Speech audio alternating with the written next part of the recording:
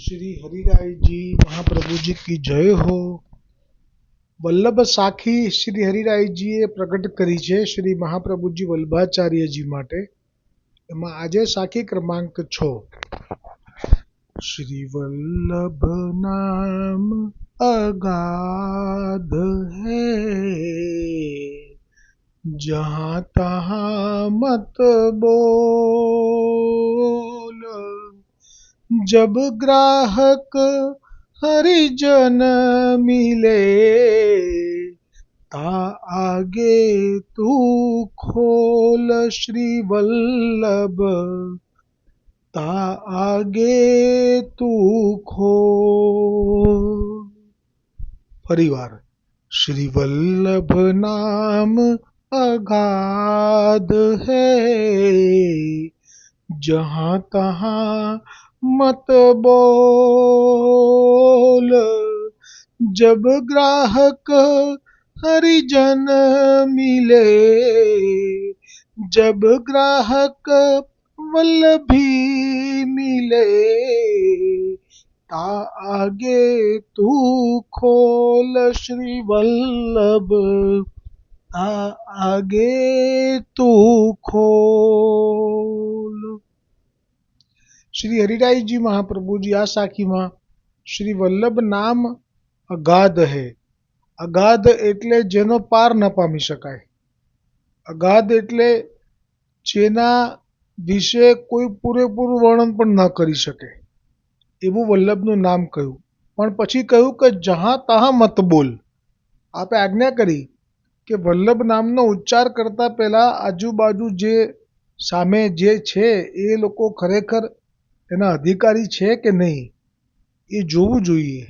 એ સિવાય વલ્લભનું નામ વલ્લભનું કીર્તન મુખમાં પ્રગટ ન કરવું જોઈએ. અને પછી કહ્યું જબ ગ્રાહક હરિજન મિલે. તો ગ્રાહક એટલે કે એવો શ્રોતા, અને હરિજન એટલે કે જે ગોવર્ધનનાથજીને સમર્પણ પામેલો હોય અથવા તો ગોવર્ધનનાથજીના ચરણોમાં પ્રીતિ હોય. હરિજન એટલે તો એવું જ થાય. પણ બીજો ભાવ થાય વલ્લભીય વૈષ્ણવ. જો કોઈ વલ્લભીય વૈષ્ણવ મળે કે જેને વલ્લભના ચરણોમાં પણ પ્રીતિ હોય, તો પછી તા આગે તું ખોલ એટલે કે એની આગળ તું પછી વલ્લભનું નામ પણ લઈ શકે, વલ્લભની ચર્ચા પણ કરી શકે, વલ્લભનું કીર્તન પણ ગાઈ શકે. તો આવું કેમ કહ્યું? આવો જો પ્રશ્ન કોઈને પણ થાય તો એનું અહીંયા ઉદાહરણ મેં અહીંયા મૂકેલું પણ છે આજે સાથે. એ પહેલાં હું વાંચી લઉં છું કે શ્રી હરિરાયજી આ સાખીમાં વૈષ્ણવોને આજ્ઞા કરે છે કે શ્રી વલ્લભનું નામ અગાધ છે, તેની સામે તે બોલવું જોઈએ. લખવાનું ભૂલ થઈ ગયું. પણ જ્યારે કોઈ વલ્લભીય વૈષ્ણવ મળે ત્યારે તેની સામે જ શ્રી વલ્લભ નામનો ઉચ્ચાર કરવો.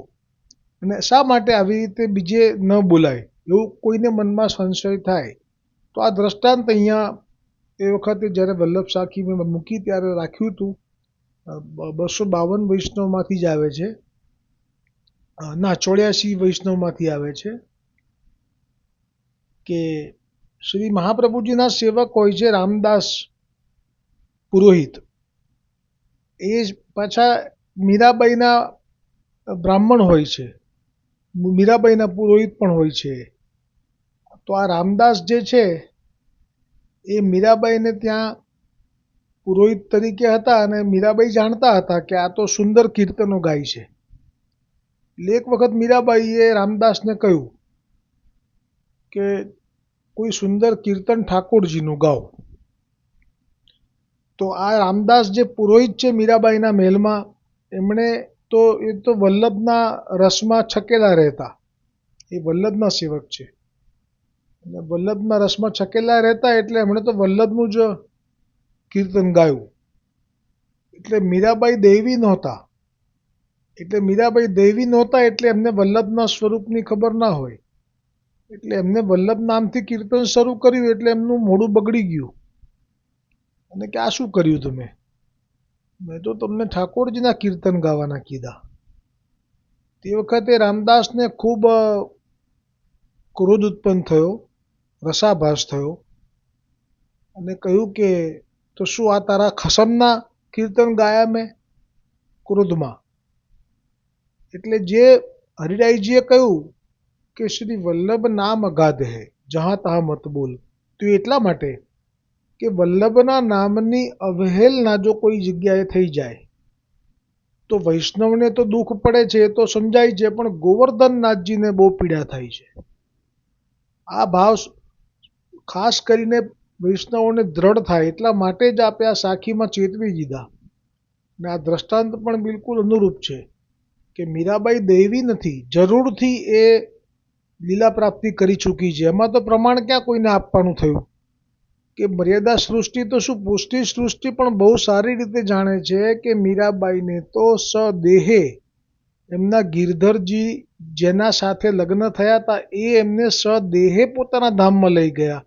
આ કંઈ સાધારણ ઘટના જ નથી, અસાધારણ ઘટના છે. પણ કોના માટે? મર્યાદા માર્ગીઓ માટે. હવે એ લીલામાં પ્રાપ્તિ કરી લીધી ગોલોકમાં. એમના આખ્યાનમાં આવે છે કે એમને રાસ પણ રાધાજીએ શીખવાડ્યો હતો, ઠુમકા લેતા. રાસ નહોતો આવડતો મીરાબાઈને, એ પ્રસંગ આવે છે ભક્તમાલમાં. એટલે મીરાબાઈ એ ગિરધરને જ ભજતા હતા. એમને જે પદ લખતા હતા એમાં પણ ગિરધરની જ છાપ આવતી હતી ને ગિરધર એટલે ગોવર્ધન ધારણ કરનાર છે તે. અને એવું એટલા માટે કે એમને પૂર્વજન્મમાં જે આસક્તિ થઈ હતી એ આ સ્વરૂપથી થઈ હતી. કેમ કે પ્રભુએ જ્યારે ઇન્દ્રને કોપ કરાવડાવ્યો અને પછી જે બધા ભેગા થયા એક છત નીચે ગોવર્ધનની છાયામાં, એ આપની લીલા હતી કે દૂર દૂરની ગોપીઓનો તાપ હતો એ દૂર કર્યો આ રીતે. ને ગોવર્ધન આપ નહીં માનો પણ ગિરિરાજજીનું જે નામ આવશે સર્વોત્તમજીમાં એમાં આવશે આ વર્ણન કે ગોવર્ધન એ વખતે છત્રાકાર થયા, 84 કોષ ભૂમિ ઉપર ફેલાઈ ગયા. બોલો ગિરિરાજ ગોવર્ધન મહારાજ કી જય. આવા આવા રહસ્યો સર્વોત્તમજીમાં શ્રી ગોકુલનાથજીએ કૃપા કરીને પ્રગટ કર્યા છે. એ લખાણમાં તો મૂક્યા છે પણ વાંચવામાં હવે આવશે. એ વખતે ફરી આ વાત લઈશું આપણે કે ગોવર્ધન મહારાજે વ્રજની ઉપર છત્રાકાલ આખા 84 કોષને ઢાંકી દીધા, એક વરસાદનું ટીપું ના પડે એટલે. આ આપનો ભાવ હતો. પણ અમારા ગિરિરાજ શ્રીનાથજીનો ભાવ તો એવો હતો કે અમારા ગિરિરાજ ઉપર પણ એક ટીપું ના પડવું જોઈએ. એટલે એમની ઉપર પછી સુદર્શન ચક્ર એ પણ 84 કોષ ફેલાઈ ગયા અને એક બૂંદ ગોવર્ધન મહારાજ ઉપર ના પડવા દીધી.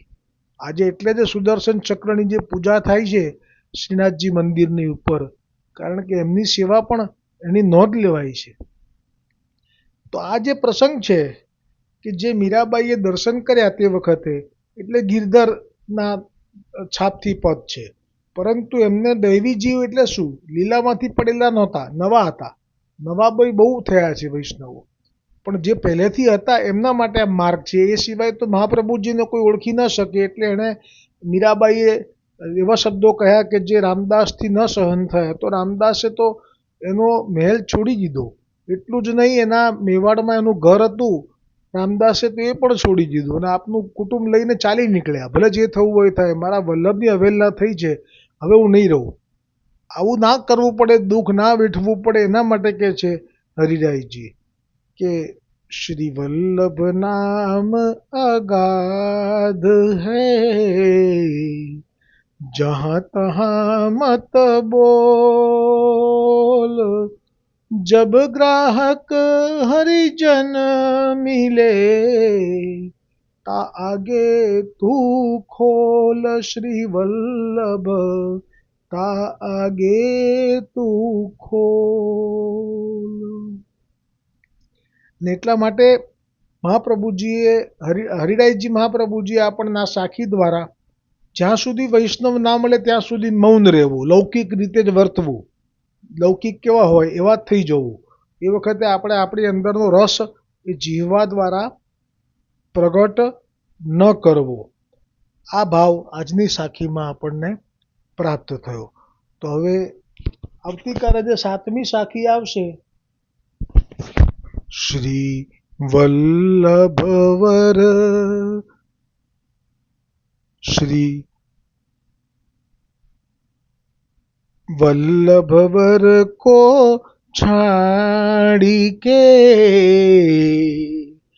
और देव को धाय तामुख पनिहा कुटिए जब लग कूटी जाय श्री वल्लभ जब लग कूटी जाय। परिवार श्री वल्लभ वर को छाड़ी के और देव को धाय तामुख पनिया कूटिए